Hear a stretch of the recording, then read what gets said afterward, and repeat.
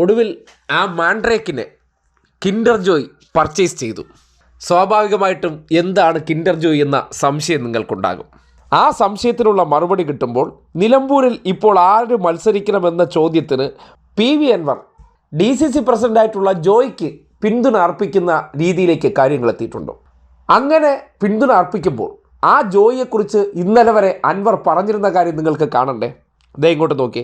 2021 October 16 kuzhimanthi ഇക്കാൻ സ്വന്തം Facebook പേജിലിട്ടൊരു കുറിപ്പാണ്. Kinder ജോയിയുടെ പടവും ഒപ്പം ദേ ഇങ്ങനൊരു അടിക്കുറിപ്പും. മലപ്പുറം DCCയുടെ നിലവിലെ അവസ്ഥ വരച്ചു കാട്ടാൻ ഒരുപാട് നീട്ടി വലിച്ചെഴുതേണ്ടതില്ല, ഈ ഒരൊറ്റ പടം മതി. കേട്ടല്ലോ, ഇപ്പോൾ മറുകണ്ഠം ചാടി ജോയിയുടെ കൂടെ നിൽക്കുന്നുണ്ടെങ്കിലും ജോയ് തനിക്ക് അവിടെ മത്സരിക്കണമെന്ന ആഗ്രഹത്താൽ കയ്യിലുള്ളതെല്ലാം വിറ്റ് പറക്കി കൊണ്ടുവന്ന് കൊടുത്ത് മാൻഡ്രേക്കിനെ പർച്ചേസ് ചെയ്തപ്പോൾ ഇന്നലെ വരെ അവിടെ സ്ഥാനാർത്ഥിയാകേണ്ടത് കോൺഗ്രസിൻ്റെ പരിണിതപ്രജ്ഞനായിട്ടുള്ള ആര്യാടൻ മുഹമ്മദിൻ്റെ മകനായിട്ടുള്ള ആര്യാടൻ ഷൗക്കത്ത് എന്നായിരുന്നു മുൻകാലങ്ങളിൽ പറഞ്ഞിരുന്നത്. ഒറ്റയടിക്ക് ഉൾട്ടയടിച്ചു. എന്നിട്ടോ ഒരു അധിക്ഷേപവും കൂടി. വലിയ ഭൂരിപക്ഷത്തിന് UDFിൻ്റെ സ്ഥാനാർത്ഥി അവിടെ ജയിച്ചു കയറും. ഞാൻ പറഞ്ഞില്ല, ഏത് ചെകുത്താൻ മത്സരിച്ചാലും കേട്ടല്ലോ, മനുഷ്യനായിട്ടുള്ളവരല്ല, ആര്യാടൻ ഷൗക്കത്തല്ല, ഏത് ചെകുത്താൻ മത്സരിച്ചാലും ജയിക്കും അത്രേ. അതെന്താണ് ഒരു ചെകുത്താൻ വിളി?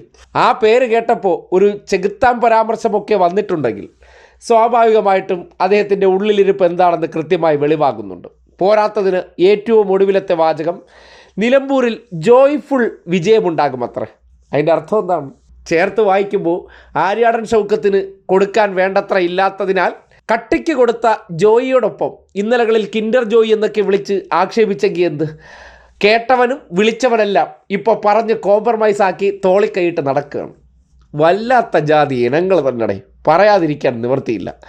ഇന്നലകളിൽ സോഷ്യൽ മീഡിയയിലൂടെ ഇത് കണ്ടവരും ഇന്നിപ്പോൾ തോളിക്കൈയിട്ടുകൊണ്ട് നടക്കുമ്പോൾ അവർ തന്നെ ഈ കാഴ്ച കാണുകയാണ്. ആരാണ് ചെകുത്താന്മാരെന്നും മനുഷ്യനാണോ ഇവനൊക്കെ എന്ന് നാട്ടുകാർക്ക് സ്വാഭാവികമായി സംശയം തോന്നിയാൽ കുറ്റം പറയാൻ പറ്റില്ല. വലിയ ഭൂരിപക്ഷത്തിന് UDFിൻ്റെ സ്ഥാനാർത്ഥി അവിടെ ജയിച്ചു കയറും. ഞാൻ പറഞ്ഞില്ല, ഏത് ചെകുത്താൻ മത്സരിച്ചാലും